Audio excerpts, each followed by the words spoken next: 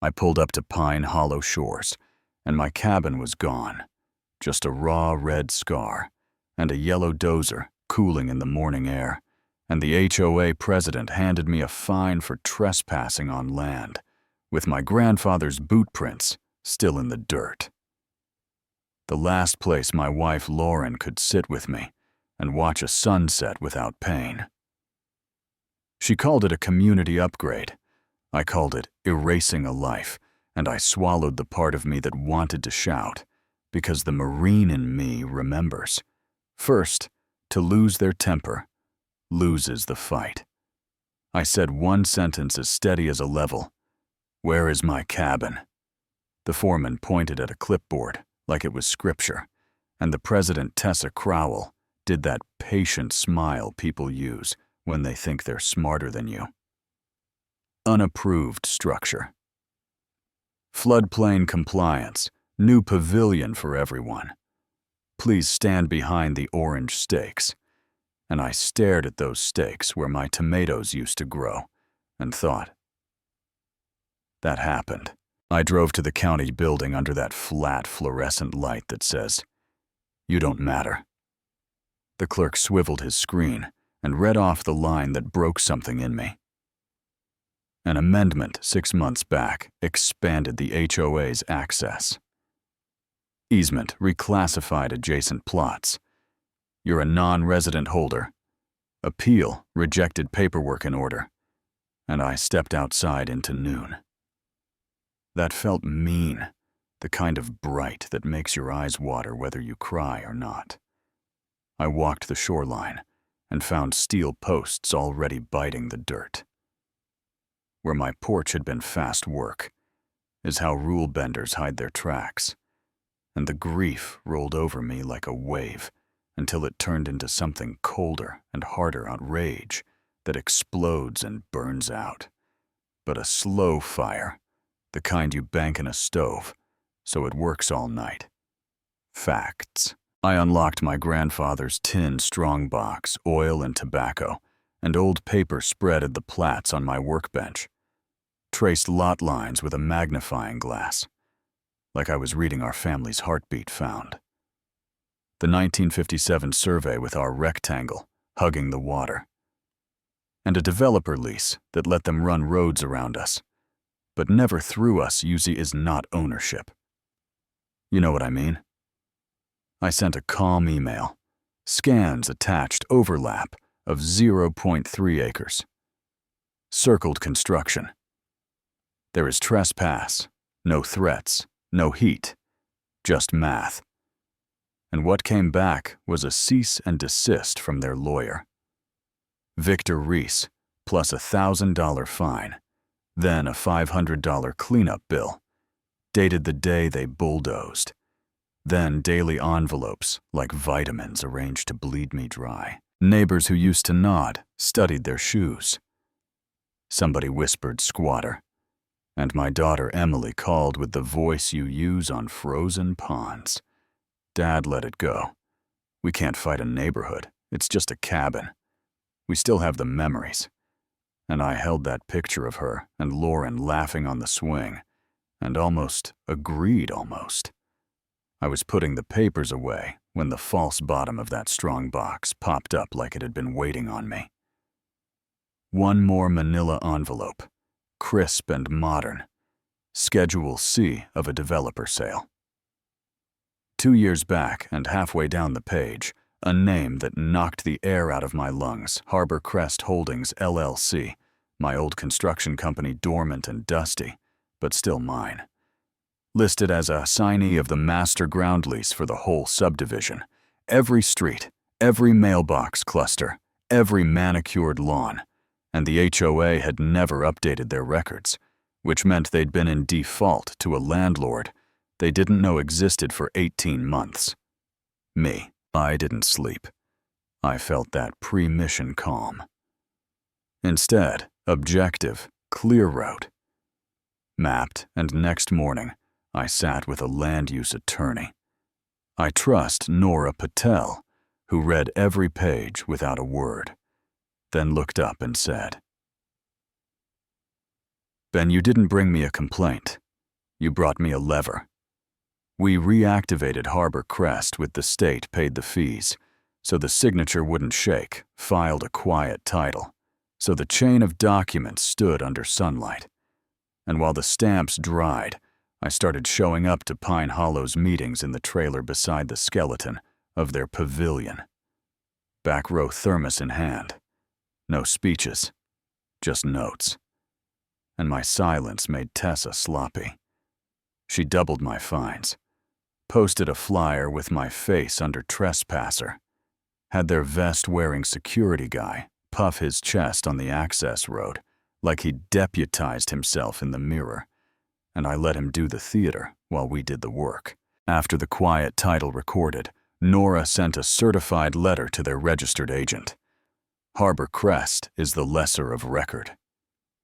You are in default for 18 months, pay the arrears and penalties, or we will exercise termination under the material default clause.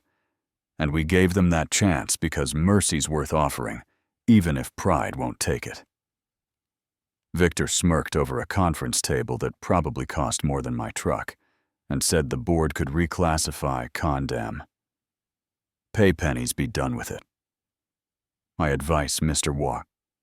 Walker, pay your fines, and I left before my mouth outran my future. Sat in my truck, let my knuckles meet the wheel saw a little blood, and called Nora to say, forget back rent, pull the pin. The lease had a clause no one thinks will ever matter. In the event of material default, the lease may be terminated with 60 days. Notice, not renegotiated, not reclassified. Terminated, so. A process server handed Tessa the notice at her door. Another went to Victor, another to the county clerk, and we said nothing else, because bullies do the broadcasting for you. Sure enough, the next day, Tessa gave quotes to a blog calling me a fraud, a corporate raider trying to steal homes. She blasted an all-caps email to the neighborhood, and I decided to be quieter and clearer than she could stand. Set my phone on a tripod in the workshop, wore my regular shirt with a stain on the sleeve, held up my grandfather's map. The developer lease with the default clause highlighted the notarized transfer to Harbor Crest. The certified letters returned unopened and said in under 3 minutes they bulldozed my family's cabin. Because they thought I had no power. They forgot the first rule. You don't take what isn't yours. This isn't about money. It's about the contract that lets your community exist. You can stay. But the people who did this can't stay in charge. For a while there was silence, then comments like pebbles starting a slide. Is this real? Where's the clause? Why didn't the board disclose this? And then Hank Delaney, former board member with the guilty eyes at the post office, typed 5 words that cracked the dam he's telling the truth. Stories poured in fines for the wrong mulch lectures about gnome height threats over a swing set. And it wasn't about my cabin anymore. It was about the slow grind of envelopes meant to teach good people how to be small. We needed a room, not a thread, so I booked the only big space available on short notice, the half-built pavilion they were raising over my porch. And that night, the steel bones hummed with a crowd. At 7 sharp, Tessa stepped to the mic with Victor on one side and security vest on the other. Good evening. Glad you're here to clear up malicious misinformation. And I stood before she could unroll the script. With respect, Tessa. This isn't your meeting. I called it. Folks didn't come for a speech. They came for the truth. Then I clicked a small black remote, and the wall behind her lit with my grandfather's hand-drawn survey, like a sky map. I walked them through it slow and steady. Survey developer lease transfer to Harbor Crest ledger of 18 months non-payment. No heat, just facts that stack like bricks. And I said they didn't just take my cabin. They broke the contract that gives this HOA the right to exist. They gambled with your security to build themselves a monument. You don't have to take my word. It's right there. A man stood and asked why. I waited, a woman behind him snapped back. Because they don't listen. My fine. For the wrong mulch, probably paid for that bulldozer, didn't it? And the room shifted from nervous to awake. Tessa gripped the mic, absurd forgery extortion. And I didn't raise my voice, just set 2 papers on the table.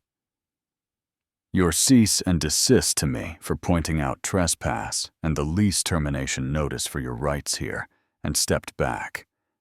Hank called a motion of no confidence for gross negligence. Someone seconded, phones went up, hands went higher. The tally rolled, and Tessa was out. Face blank, then tight. The look of a door locking from the wrong side. I could stop the story there, and many would. But power doesn't go quietly. The week after, weird emails went out pretending to be from Harbor Crest with petty tyrant rules. Daily flag salutes, no red cars. The kind of clumsy smear that leaves fingerprints a quick header check. Trace them to a public library computer. And when a storm drain mysteriously clogged and flooded 3 lawns with a laminated fake Harbor Crest logo zip-tied to the grate. I already had small cameras watching the access road and the old shed slab because I've been a builder long enough to plan for the mess after the mess. At 1:14 a.m., a motion alert pinged the feed pulled up in black and white, and there was Tessa in a hoodie levering a crowbar into my shed lock, while her vest friend played lookout with a flashlight. And I didn't grab my keys. I called the sheriff, sent the live link, listened to tires whisper over gravel, and watched 2 deputies step out, quiet like rain. Ma'am, the deputy said, patient as a parent catching a kid under the sink, this is Mr. Walker's property hands where I can see them. And that's where it ends for me. At consequence, no champagne, no victory lap. Just the sound of a gavel in people's heads when paper finally outweighs a smile and a clipboard. You want an epilogue? There's a civil claim and an insurance settlement and a board that rewrote rules into something human. But what matters is the moment a crowd saw the truth, saw it big on a wall, and chose it. Did I enjoy it? I slept, which is different. I sat in a folding chair the next morning where my porch had been and watched geese draw a V over the water, and the quiet felt earned, which beats joy by a mile. Bullies don't fear fists. They fear sunlight rooms where people take turns. Documents big enough for the back row to read, phones held high voices that stay level while facts stack. You know what I mean? So tell me where you land on this. Is power just following rules, or how you treat people while you enforce them? Have you watched a clipboard? Swallow a neighborhood? Did a board or a boss ever fine you into silence? Drop your story in the comments. Argue with me if you want. And if this hit a nerve, hit subscribe. So you don't miss what happens when folks told to sit down decide to stand up together. Mercy or punishment, paper